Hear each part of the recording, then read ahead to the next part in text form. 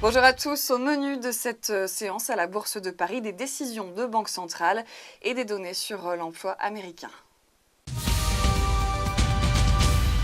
Et on démarre avec Altran qui a publié ce matin un chiffre d'affaires semestriel de 809,2 millions d'euros pour un résultat opérationnel de 50,1 millions d'euros, ce qui matérialise une marge de 6,2%.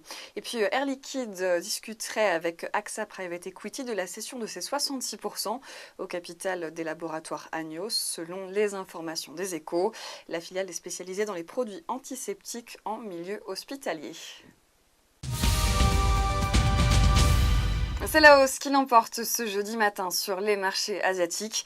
Les investisseurs ont relégué au second plan leurs inquiétudes sur la Syrie, qui sera pourtant le sujet dominant du sommet du G20 aujourd'hui et demain en Russie. Ils préfèrent se concentrer sur les signes de reprise mondiale.